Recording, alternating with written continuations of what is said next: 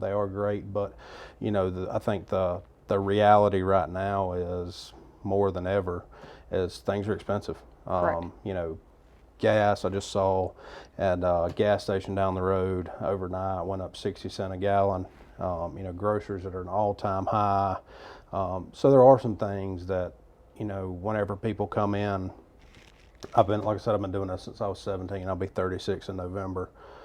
The first thing that people stop spending money on when things get tough is their vehicle. Absolutely. Kind of like Allie said a minute ago, if you put gas in it, it starts up and it goes. We're in good standings at that point. Correct. Right. Correct. And that's perfectly fine. We obviously, we have to pay the same bills that everybody else does. So we understand when things get tough that, and it's our job and Allie's job for us to tell you, what is immediate today.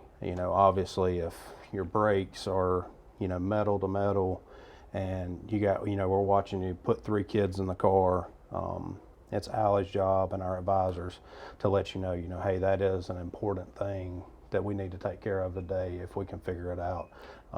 Some of the other things that they may recommend can wait. A transmission fluid exchange or coolant exchange or, even wiper blades. I mean, I don't really like waiting on wiper blades, but, if we have to pick between brakes and wiper blades, there's no use in seeing where you're going if you can't stop when you get there. Right. So, yeah, and, talking about the prioritizing things, us as service advisors do that. Like in yesterday's scenario, I had a lady that had reached out to me and she said that, she had a few recommendations from the last time she was here and she wanted to discuss them. So, of course, at that point in time, I'm going to pull up the recommendation list and I'm going to say, okay, what does she need to take care of first? And she said she wanted to take care of her drive belt.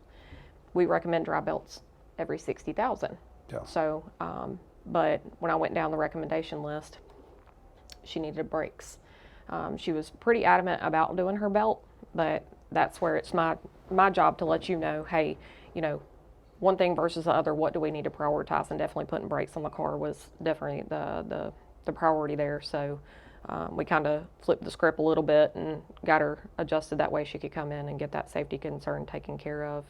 But I think that's kind of where it leads us into why our inspections matter and why we do these. Yeah, yeah, and so I think one thing that people, the perception is different. One thing that we hear a lot is, We're just trying to find something. yeah, trying to find something. I think sometimes, in my career, not necessarily as a technician, because we don't really. The great thing about a technician is you're not really customer facing, and Allie knows this, being a service advisor for a really long time. She has to deal with you in whatever mood that you're in for the day, whether that be you just want $1,000 on a scratch-off ticket, or you're hanging the phone up in our service drive after you just had an argument with your spouse, and you're Right. not in the best mood.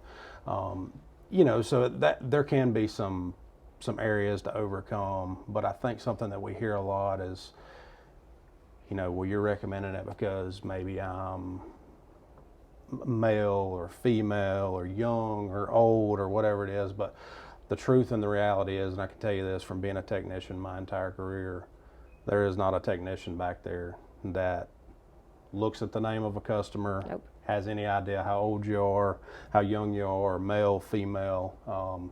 And we've done some studies on it in the past, and it's truly so intermingled. It's not like we service more women than men or young people than old people. Correct. We have all kinds, ages, types, whatever you want to say, throughout the day. So I mean, technicians, they have absolutely no idea whose car they're working on. Right. We train on processes here, and that to look over the vehicle and then obviously recommend whatever the vehicle needs, and then it's up to Allie and some of our other advisor team to break those down into what's an important repair thing today, and then what's preventative maintenance that can wait. I tell a lot of people when I explain it to customers, air conditioning is something that you never have to sell to people. When it's 103 degrees real feel in June or July, and people come in with broken AC, nobody really cares what it costs, or nobody, there's no preventative maintenance. See, everybody understands the difference in repair and preventative maintenance in that sense. But it's just like your air conditioner at home. There's people that, my dad for one, gets his AC serviced at his house every year.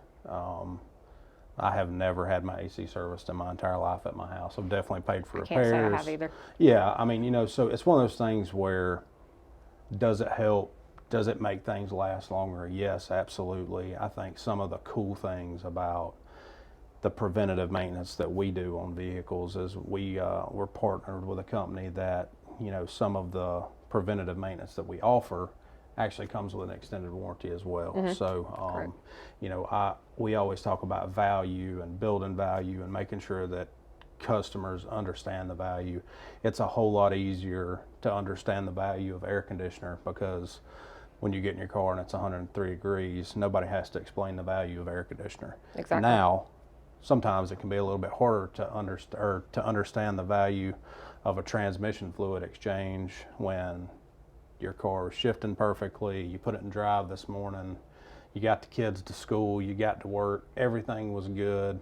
And that can be some of the battle, and some of the where Allie and some of our other advisors, like I said, have to go into their training and what we talk about daily and meet about in our processes to make sure that the customer understands, what their options are, what is necessary right now, what can wait, and Allie does a really good job. We got a bunch of advisors that do a really good job at that.